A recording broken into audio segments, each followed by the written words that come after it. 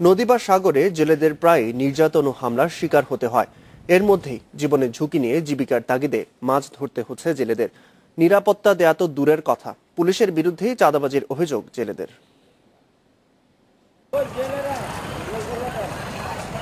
মাছ শিকারে গিয়ে প্রায়ই হয়রান হতে হচ্ছে বরিশালের ২১০টি পল্লীর ৭৫,০০০-এর বেশি জেলেদের। জলদস্যুর আতঙ্ক নিয়েই পানিতে নামছে তারা।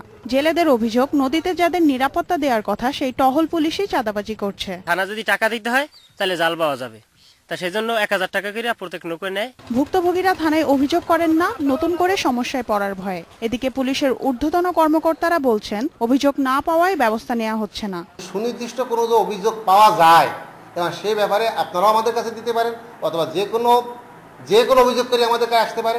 এই ব্যাপারে আমি এবং আমাদের উদ্যোক্তা কর্তৃপক্ষ বদ্ধপরিকর। নোয়াখালীতে জেলেরা সারাদিন জাল ফেলেও রূপালী ইলিশের দেখা পাচ্ছে না। তার ওপর গভীর সমুদ্রে রয়েছে জলদস্যু আতঙ্ক। যেদিন মাছ মেলে সেদিন জলদস্যুদের হামলায় সবকিছুই খোয়াতে হয়। ডাকাতি দুটি দেয়, অনুমতি দিলে আমরা মাছ ধরতে হয়, না হলে আমাকে নদীর থেকে না লয়ে যায়, নিলে আবার ছুড়ে আনতে হয়।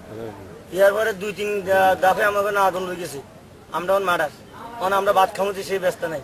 পুলিশ বলছে, জেলেদের নিরাপত্তা দিতে কাজ করছে আইন শৃঙ্খলা বাহিনী। এবারে আমরা নদীতে ট্রলার এবং স্পিডবোটে টহলের ব্যবস্থা সহ যে মাছের বাজারগুলো আছে আড়ত এলাকায় আমাদের তৎপরতা রেখেছি, এবং আমরা সবাইকে আশ্বাস দিতে চাই যে এই ক্ষেত্রে তাদের কোনো সমস্যা হবে না। একই সমস্যায় সাগরে যেতে ভয় ভোলার জেলেদেরও। তাদের অভিযোগ, সাগরে মাছ ধরার সরঞ্জাম সহ সবকিছু লুটে নিচ্ছে জলদস্যুরা। শানিলা সরকার, ইন্ডিপেন্ডেন্ট নিউজ ডেস্ক।